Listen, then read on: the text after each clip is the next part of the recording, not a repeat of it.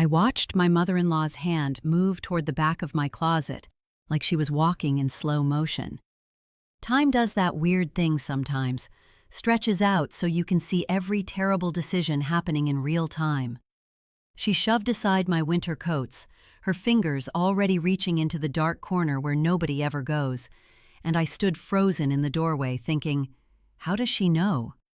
$2 million, cash, hidden in an envelope behind the insulation, money I'd never told her about, money I wasn't even supposed to know my husband had. That was 3 hours ago. Now I'm sitting on the edge of my bed, trying to figure out if I'm about to lose my marriage, my house, or both. Let me back up, because this didn't start with Linda bursting through my bedroom door on a random Tuesday morning in September. This started with something smaller, quieter, something that looked like happiness. My name is Ashley, and until about 6 months ago, I had the kind of life other people envied. I'm not bragging, I'm just being honest. We had a 4-bedroom colonial in the suburbs of Portland, Oregon, the kind of house with a wraparound porch and mature oak trees in the front yard. My husband Michael is a software engineer. Not like super famous or anything, but he works for one of those mid-sized tech companies that pays really well. We're talking 6 figures comfortable. The kind of comfortable where you don't check prices at the grocery store and you can take a vacation without sweating about credit card debt. I'd quit my job as a graphic designer 5 years ago when our daughter Emma was born. Michael had encouraged it, said he made enough, that I should get to enjoy being home, that daycare was a scam anyway. At first, I felt guilty, like I was supposed to want to work, supposed to feel fulfilled by something other than motherhood. But honestly, I loved it. I loved the routine of school drop-offs and packing lunches. I loved that I could volunteer at Emma's elementary school on Thursdays. I loved that when Michael came home at 6, I'd have dinner ready and we'd eat together like actual people instead of grabbing takeout in our cars. Michael's mom, Linda, had moved to Portland about 4 years ago. She was a widow. Michael's dad died when Michael was in college, and she'd been living in Sacramento, where she didn't know many people. When she proposed moving closer to us, we said yes. What else were we going to say? She's family. We found her a nice condo about 15 minutes away, helped her move, introduced her to our friends. Michael thought it was great to have her nearby. He's always been close to his mom. At first, Linda was perfect. She'd babysit Emma without us asking, bring groceries when I was stressed, help me organize the pantry. She had opinions about everything, how I should cut Emma's hair, what vegetables kids should eat, whether I was being too soft on discipline. But it was the kind of mom-in-law stuff you hear about in sitcoms. You roll your eyes. You do your own thing. It's fine. Michael and I had a really good marriage. I know that's a boring thing to say, but it's true. We didn't fight much. We laughed at each other's jokes. We'd have sex on Sunday mornings before Emma woke up. We had plans. He wanted to maybe switch jobs in a few years. I was thinking about starting a freelance design business from home. We talked about maybe having another kid. Everything felt solid. That's what made last March so weird. Michael came home late one night, around 9, looking stressed. His jaw was clenched in that way it gets when he's been in back-to-back meetings. I was sitting on the couch with a glass of wine, scrolling through Instagram, and I asked him how his day was. Long, he said. He kissed the top of my head and headed straight to the kitchen. Really long. He poured himself a drink, whiskey, neat, which he basically never does, and sat down next to me. But he didn't relax into the couch the way he usually does. His whole body was tight. Something happened today, he said, at work. It's probably nothing, or it might be something. I don't know yet. What? I asked, already feeling that first little flutter of worry in my chest. The company got acquired. We just found out this afternoon. They're keeping the core team, but everything's going to change. New management, new structure, probably a lot of reorganization over the next 6 months. I remember nodding, trying to look concerned in the right way. Acquisitions happened in tech. Sometimes they were good, sometimes they were bad. Michael had been through this before. Are you worried about your job? I asked. No, I mean, they specifically said they want to keep me on. They know I'm valuable. He took a long drink. It's just, there's going to be a lot of uncertainty, a lot of change, and I don't like change.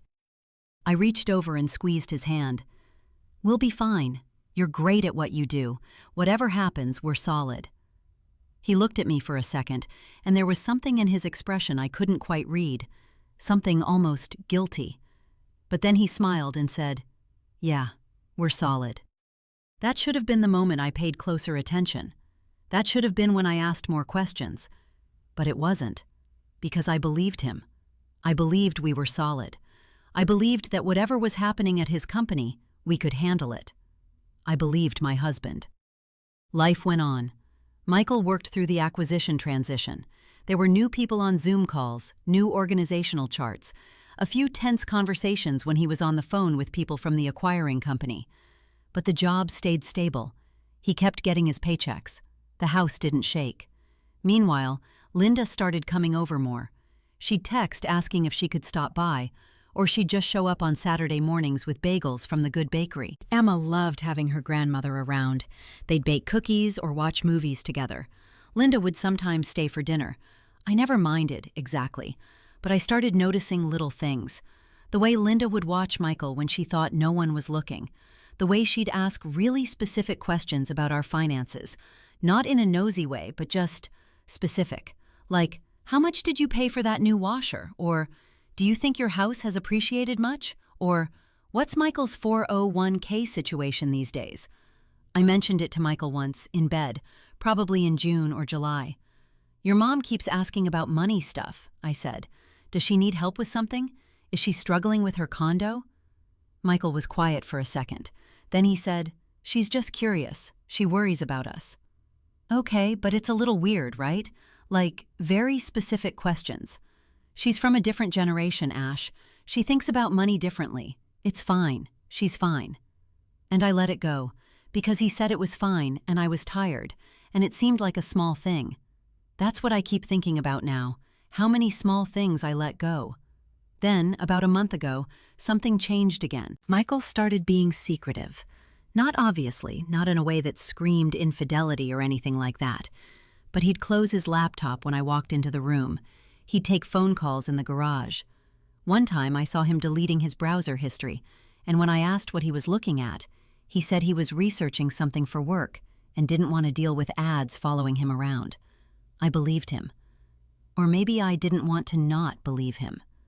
Last week, he told me he had to go to Seattle for 3 days for work, a client summit. He seemed stressed about it, but he said it was mandatory, that everyone on the team had to be there. When? I asked. Next month, October 5th through 7th. I made a mental note. Emma had soccer on the 6th. I'd have to rearrange some things, but it was fine. He packed the night before, throwing clothes into his carry-on with this kind of aggressive efficiency. And I remember thinking he seemed nervous, like he was about to do something that scared him. But I didn't ask. I just watched him pack and told him to have a safe flight. Yesterday morning, after he left, Linda called. This was unusual. Linda doesn't usually call. She texts or just shows up. "Hi, honey," she said. "I was wondering if I could stop by for a bit. Maybe help you with something around the house?" It was weird phrasing. Help you with something. Like she had a specific task in mind. Sure, I said. What did you have in mind? Oh, nothing specific. I'll just come over and we can figure it out. She showed up 45 minutes later with coffee. We sat in my kitchen and made small talk. Emma's school, the weather, Linda's book club. She seemed jumpy, like she was waiting for something. And then, out of nowhere, she said, "You know, I've been thinking about reorganizing some things. Maybe you should do the same. Closets can really benefit from a good cleaning." I remember looking at her like she'd sprouted a second head. "My closet?" I said. "Yes, you know, seasonal items, things you don't need anymore. It's good to purge." And then she stood up and said, "Why don't we go take a look?" I followed her upstairs because I still didn't understand what was happening. I thought maybe she wanted to help me organize, which seemed like a weird way to spend an afternoon, but fine. I opened the master bedroom closet, and Linda just walked past me like she knew exactly where she was going. That's when her hand reached into that dark corner behind the winter coats. That's when everything changed. "Linda," I said, my voice coming out strange and high, "what are you doing?" She turned around, and the look on her face, I'll never forget it. Pure panic mixed with something else. Determination, maybe. She was clutching a thick manila envelope, and her hands were shaking. "Where did you get that?" I asked, though I already knew. I could see the corner of something green sticking out. Cash. So much cash. "This is mine," Linda said flatly. "This is my money. Michael put it here without telling you, and I need it back." The room tilted. "Your money? Linda, what are you talking about?" She sat down on the edge of my bed, still holding the envelope like it might disappear if she let go. And then she told me everything. 2 years ago, when Michael's company had first started struggling through the acquisition, he'd gone to his mother, not to me, to Linda. He'd said he was scared about his job, scared about our future, and he wanted to start moving money somewhere safe, somewhere that wouldn't show up on tax returns or in our joint accounts, somewhere that would be protected if things went bad. Linda had helped him do it. Over the course of 18 months, he'd given her $2 million in cash. She'd held it for him, hidden it, kept his secret. "He said it was insurance," Linda said, her voice small now. "He said if something happened to your marriage, if you tried to take half of everything in a divorce, he wanted to make sure he had something left." I sat down on the floor because my legs stopped working. "He told me to hide it here," Linda continued. "He said you'd never look in the back of your own closet, and I had access to your house, so I could move it if I needed to. He made me promise not to tell you." "When?" I whispered. "When did he decide our marriage might end?" "I don't know," Linda said, "but he seemed paranoid about it. He kept asking me questions about your spending habits, whether you'd ever mentioned wanting a divorce, if I thought you'd try to take Emma away from him. He was terrified." I felt something crack open in my chest. "And you just helped him? You didn't think to tell me?" "He's my son," Linda's voice rose. "What was I supposed to do? He asked for my help, and I gave it. But then—" She stopped, and her jaw clenched.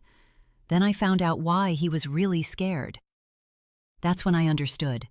That's when I realized this wasn't just about hidden money. "What did you find out?" I asked. Linda stood up and walked to the window. She didn't answer for a long time. 3 weeks ago, I was helping Michael with something on his laptop. He stepped away to take a call, and I saw his email was open. I wasn't snooping. I was just sitting there, and I saw the subject line of an email from someone named Rebecca. It said, "Our daughter's birthday is coming up." Linda turned to look at me. "Ashley, I saw the photos. There's a little girl. She looks just like Emma. She's 5 years old, and her name is Sophie." The room started spinning. "Michael has been seeing this woman for at least 6 years," Linda said quietly. "Maybe longer. He has a whole other family in Seattle. That's where he's been going for those work summits. That's why he was so paranoid about protecting his money. He wasn't protecting it from you. He was protecting it for them." I don't remember what happened next. I think I might have thrown up. I think I might have screamed. There's a gap in my memory that's just static and rage. When I came back to myself, Linda was sitting next to me on the floor, and I was holding the envelope like it was radioactive. "I came here to get it," Linda said. "I came here to take it back from him. I don't know what I was going to do with it, throw it away maybe, turn it over to you. But I couldn't stand the idea of him having this safety net while you and Emma," her voice cracked, "while you had no idea what he was doing." I opened the envelope with shaking hands. $2 million in cash, stacks of $100 bills, neatly bundled. The physical proof of a life I didn't know my husband was living. "I need to call a lawyer," I said. "I'll help you," Linda said. "I'll testify to everything. I can show them the emails, the photos, the receipts for the deposits he made to me." For the first time since she'd walked into my closet, I looked at my mother-in-law. The woman I'd been polite to but never quite warmed to. The woman I'd rolled my eyes about to my husband. She was crying. "Thank you," I said, and I meant it. I called my friend Jennifer first. She'd gone through a divorce 5 years ago and had a lawyer she trusted. I told her I needed an emergency appointment. When she asked why, I couldn't explain over the phone. I just asked her to call the lawyer and tell him I was coming. Then I called Michael. He answered on the third ring. "Hey, babe," he said. He sounded happy, relaxed, like a man without a care in the world. "I know about Seattle," I said. Silence. "I know about Rebecca. I know about Sophie." "Ashley, I can explain. I'm calling my lawyer. I'm filing for divorce. I'm getting full custody of Emma, and I'm keeping the $2 million you hid in my closet." I hung up. The next 3 months were a blur of depositions, custody evaluations, and lawyers explaining things to me in language that made my head spin. Michael tried to deny everything at first. He claimed the money was just savings, that he'd hidden it because he was worried about the economy, that Rebecca was just a colleague and Sophie was her niece. But Linda had kept everything: emails, photos, bank statements. Michael had been careless, assuming that his mother would keep his secret forever. He'd never expected her to grow a conscience. The court ordered a paternity test for Sophie. She was his biological daughter. He'd been paying child support to Rebecca under the table for 5 years. They had a custody agreement that he'd hidden from me. There was a life he'd built that had absolutely nothing to do with me or Emma. My lawyer, a woman named Karen who had the energy of someone who'd seen it all and was done taking shit, moved quickly. She filed for divorce, custody, and asset division. When Michael tried to claim the cash as his separate property, she presented the evidence of him depositing money to Linda and asking her to hide it from me. The court called it marital fraud. He was attempting to conceal assets, Karen explained. He was doing it intentionally to avoid division in case of divorce. The money stays with you. The settlement was brutal for Michael. He got supervised visitation with Emma until our daughter turned 12. He had to pay child support and alimony. He had to sell the house because I got primary custody and couldn't afford the mortgage alone. He lost his job because his company found out about the hidden family and the fraud, and they didn't want to be associated with it. The local news picked up the story. "Software engineer's double life exposed in high-asset divorce," the headline read. His LinkedIn profile disappeared. His friends stopped calling. His mother, who had helped him build this house of lies, was the one who brought it all down. I kept the house. I kept Emma. I used some of the money to start my design business for real this time, working from home like I'd always wanted. I used some of it to pay for Emma's therapy, because finding out that your father had a secret sister he'd never told you about does something to a kid. Linda moved back to Sacramento. She and I still text sometimes, polite messages about Emma's school plays and holiday plans. We're not close, but there's an understanding between us now. She chose her grandchild's well-being over her son's secrets. I can respect that. Michael tried to appeal the custody ruling. He tried to claim the money was a gift from his mother, not marital assets. He even tried to say that I'd somehow coached Linda into betraying him. None of it worked. Last month, Emma asked me if she could meet Sophie. I said yes, and we arranged a meeting at a neutral location, a park near the elementary school. Sophie was shy and sweet, and she had Michael's eyes. Emma showed her pictures from her soccer team and asked her about her school. 2 sisters, meeting for the first time, neither of them responsible for their father's choices. I watched them play together on the grass, and I thought about the woman I used to be. The woman who believed her husband when he said they were solid. The woman who let small things slide because she trusted him. That woman was gone. She'd been replaced by someone harder, more careful, someone who understood that the life you see is never the whole story. Linda had done me the cruelest kindness. She'd shown me the truth. And the truth, as it turns out, is the only thing worth fighting for.